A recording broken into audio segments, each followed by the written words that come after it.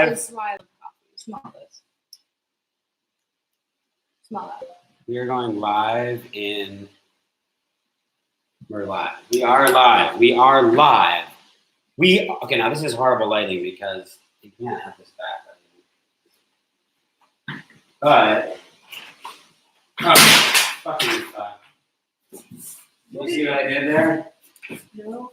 I shut this thing, all the photos. But dude, it's like a tarot deck or a tarot deck. Neither is acceptable, and some in the tarot community prefer to say tarot. But anyway, the point is, sort of like a deck, Grace. I'm saying like the photos fell out in a certain way. Why don't we see which ones fell out face up? Everything else fell face down, and we'll comment on that. How's that? Okay? How's that? What do you think, Grace? Do you like that concept? I'm fixing my hair, whatever the hell that means. Okay.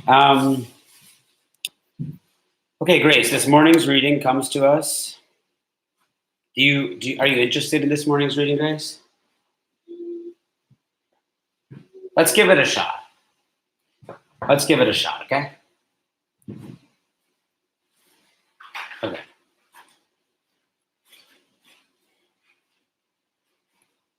This article by James Webb discusses existential depression among gifted young people. He examines what it is, how it may manifest in a gifted child, and what a parent can do to help their child through these difficult feelings. He points out that gifted young people are more likely to have this type of depression because of their more highly developed sensitivities. All right, Grace? It's been my experience that gifted and talented people are more likely to experience a type of depression referred to as existential depression. Although an episode of existential depression may be precipitated in anyone by a major loss or the threat of a loss, which highlights the transient nature of life, people of higher intellectual ability are more prone to experience existential depression spontaneously.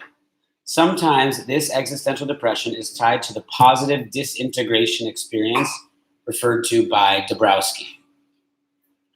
So Dabrowski we can talk about also. Existential depression is a depression. Am I shouting? Existential depression is a depression that arises when an individual confronts certain basic issues of existence, okay? So this famous therapist, I think he's a psychoanalyst, I can't remember, but his name is Yalom.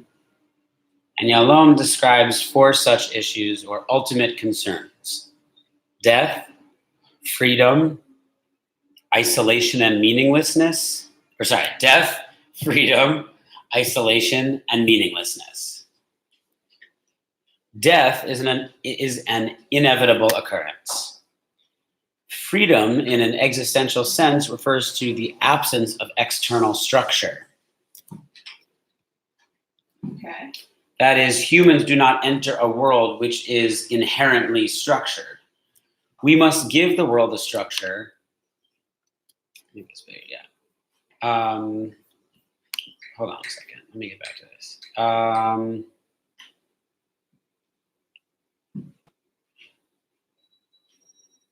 Okay, so we must give the world a structure which we ourselves create. Isolation recognizes that no matter how close we become to another person, a gap always remains and we are nonetheless alone. Hello, people who love sex and connecting with people. Meaninglessness stems from the first 3. Meaninglessness stems from death, freedom, and isolation. If we must die, if we construct our own world, and if each of us is ultimately alone, then what meaning does life have? Right? Why should such existential concerns occur disproportionately among gifted people? Partially, it is because substantial thought and reflection must occur to even consider such notions rather than simply focusing on superficial day-to-day aspects of life. Other more specific characteristics of gifted children are important predisposers as well. By the way, if you don't like the word gifted children, because every time I say it, it's triggering for you because you want to go, but everybody is gifted or whatever, then put in a different word, say special, say unusual, say atypical, say prophetic, say whatever word you like, weird, it doesn't matter, okay? But it's not everyone that I'm talking about. But for the people that I am talking about, this is important, because a lot of those people, I would include myself in some serious way, we just felt misunderstood, right? For a very long time. And sometimes being so-called smart and intense and gifted is not always easy and can feel very misunderstood. So anyway, he says, because gifted children are able to consider the possibilities of how things might be, they tend to be idealists. However, they are simultaneously able to see that the world is falling short of how it might be. Because they are intense, gifted children feel keenly the disappointment and frustration which occurs when ideals are not reached. Similarly, these youngsters quickly spot the inconsistencies, arbitrariness, and absurdities in society and in the behaviors of those around them. This is like so my brother, it's crazy. Traditions are questioned or challenged. For example, why do we put such tight sex role or age role restrictions on people? Why do people, it's like so you too, so me as well. Why do people engage in hypocritical behaviors in which they say one thing and then do another? Why do people say things they really do not mean at all? Why are so many people so unthinking and uncaring in their dealings with others? How much difference in the world can one person's life make? When gifted children try to share these concerns with others, they're usually met with reactions ranging from puzzlement to hostility. They discover that others, particularly of their own age, clearly don't share these concerns. Wouldn't you say, Grace? Mm-hmm. But instead are focused on more concrete issues and on fitting in with others' expectations, which I did for a lot longer than Jared, but I do think at some core level I share the questioning, and I was almost scared about what would happen if I questioned as much as I, you know me now, when I have a lot of, well, I'll consider anything, right? As long as people are not getting hurt, I'm like, okay, we can do anything, And anyway, so I've seen it on both sides. It says, often by first grade, these youngsters, particularly the more highly gifted ones, feel isolated from their peers and perhaps from their families, as they find that, by the way, you could literally insert the word queer here too, by the way. The queerness and the giftedness is very interconnected here. So they feel isolated from their peers and perhaps from their families, as they find that others are not prepared to discuss such weighty concerns. When the person's intensity is combined with multipotentiality, these people become particularly frustrated with the existential limitations of space and time. I could not relate to a sentence more in my life. When our intensity is combined with multipotentiality, we become particularly frustrated with the existential limitations of space and time. There simply aren't enough hours in the day to develop all of the talents that many of these people have. These children. Making choices among the possibilities is indeed arbitrary. There is no ultimately right choice. Even choosing a vocation can be very difficult if one is trying to make a career decision between essentially equal passion, talents, and potential in violin, neurology, theoretical mathematics, and international relations. The reaction of gifted youngsters, again with intensity to these frustrations, is often one of anger.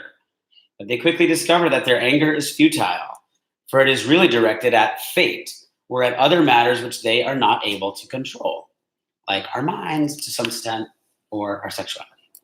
Anger that is powerless evolves quickly into depression. In such depression, gifted children typically try to find some sense of meaning, some anchor point which they can grasp to pull themselves out of the mire of unfairness.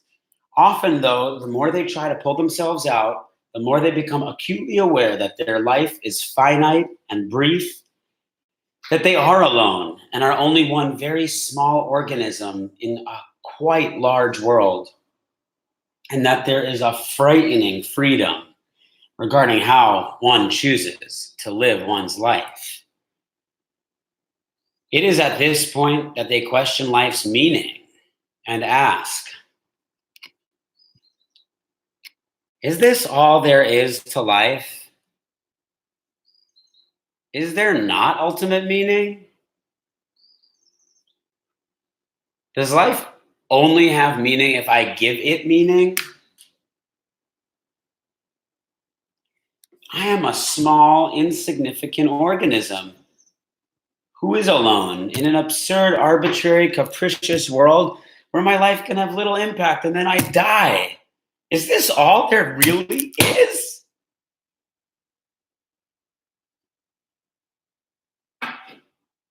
Such concerns are not too surprising in thoughtful adults who are going through midlife crises. However, it is a matter of great concern when these existential questions are foremost in the minds of a 12 or 15-year-old.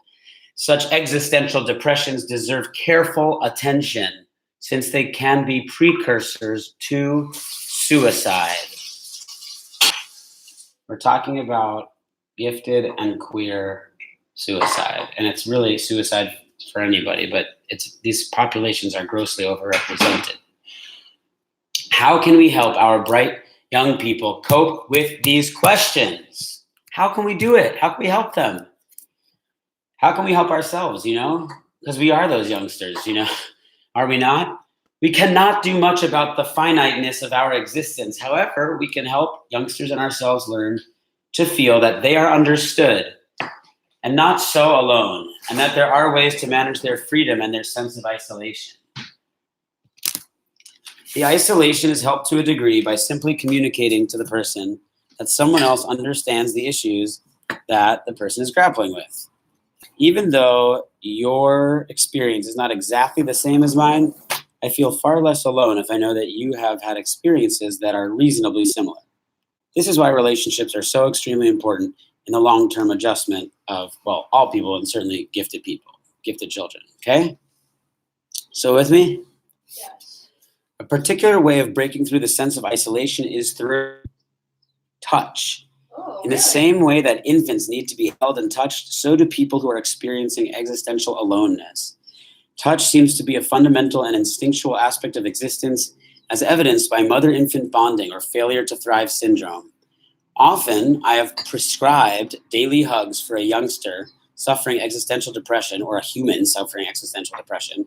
And I've advised parents of reluctant teenagers to say, I know that you may not want a hug, but I need a hug.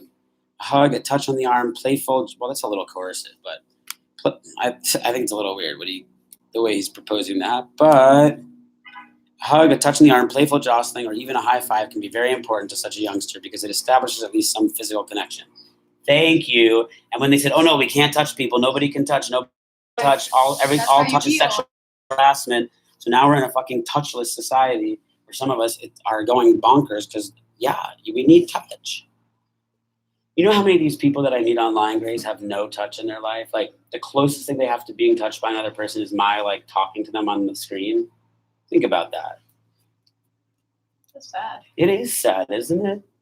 I feel sad when I think about it. Touch is a gigantic. Could you part of imagine my not everyday. living with no touch, with no hugs, with no kissing, with no sex, with no high-fiving, handhold, nothing? These guys are so... It makes me think that the reason our society is so one huge part of it is that so many men and so many gay people and so many brilliant, weird people are alone.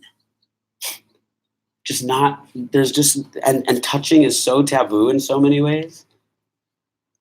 I think the thing that you should do if you want, I think I'm going to start for sure doing these things, but there are workshops to learn how to do touch mindfully, spiritually. You know what I'm saying? There are people who lead workshops, which I would love to be able to get trained to do, but I have to start going to them first. Yeah. Where you learn all this touch stuff is serious. We're not making it up. And then I could actually do stuff with it with people. The issues and choices involved in managing one's freedom are more intellectual as opposed to the reassuring aspects of touch as a sensory solution to an emotional crisis. Gifted kids who feel overwhelmed by the myriad choices of an unstructured world. This is me. I mean, you know this, right? like how I'm like, can't make decisions, there's a million things I want, right? Can find a great deal of comfort in studying and exploring alternate ways in which other people have structured their lives. AKA religion. Exactly. You got it, girl. You fucking Or, get it. You do get it. Like all of that stuff. Following the normal, all the things I tried before, Not all the adding different your things. hair. Exactly. Pretending not to be gay. Gay. Asterisk. Asterisk. I'm with a hot girl, so I gotta let her know that. Like, I'm really thinking about girls right now too. I know, Lee. I know. Jared does the You're same so thing. precious. You're so precious. My God, I just can't believe I know you. It's like blessed, truly blessed. Gifted children who feel overwhelmed by the myriad but this is my brother so much too, you know, like I wish we could read this together. Gifted children who feel overwhelmed by the myriad choices of an unstructured world can find a great deal of comfort in studying and exploring alternate ways in which other people have structured their lives. Through reading about people who have chosen specific paths to greatness and fulfillment, these youngsters can begin to use bibliotherapy as a method of understanding that choices are merely forks in the road of life, each of which can lead them to their own sense of fulfillment and accomplishment. We all need to build our own personal philosophy, beliefs, views, which will form meaningful frameworks for us, for our lives. It is such existential issues that lead many of our gifted individuals to bury themselves so intensely in causes, whether these causes are academics, political, or social causes, or cults. Really? Ultimately, Really? these existential issues can also prompt periods of depression, often mixed with desperate, thrashing attempts to belong. Helping these individuals to recognize the basic existential issues may help, but only if done in a kind and accepting way. Wow, I wish someone had done this with me. In addition, these youngsters will need to understand that existential issues are not ones that can be dealt with only once. Part of the what? The grinder cult. Totally. In addition, these youngsters will need to understand that all existential issues are not ones that can be dealt with only once, but rather ones that will need frequent revisiting and reconsideration. In essence, then, we can help many people with existential depressions if we can get them to realize that they are not so alone, and if we can encourage them to adopt the message of hope written by the Black gay poet Langston Hughes. Hold fast to dreams, for if dreams die, life is a broken winged bird that cannot fly. Hold fast to dreams, for if dreams go, life is a barren field covered with snow. This coffee's so good. Try this. Wait, I thought I was recording. Lee, try this.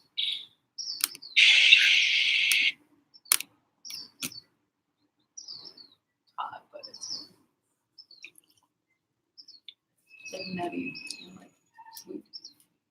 If I met you at a coffee shop, good lord.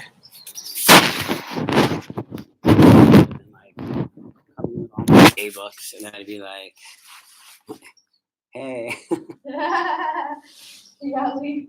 Hey. Well, I don't think I need to prove Yeah, we need anything to anymore. tapestry. This is Jared. Do you want to go to the place with me? Where? I'm gonna love it. This psych bookstore. Yeah, Like I thought we were you're dressed like gonna a jazz dancer, like a girl in dance class. We're going to yoga. Go to yoga. Okay, we should go get it. We should get a salt lamp. I know, we're gonna go to the Psychic Eye bookstore. It's gonna be such a special, great trip. And we should record it. We should go live on Instagram and like show people what we're doing with our lives. We should be proud and we should be out and we should show our friends. And like we should show our families like that we are happy in California and getting better. You know, like you don't have to be healed and perfect to show our faces. Can I film? Yeah, god damn, you are such a sexy human being. It's crazy. It is really something. Because, yeah, it's like a spiritual sexiness. That's why I sort of love that we're never going to have sex. What?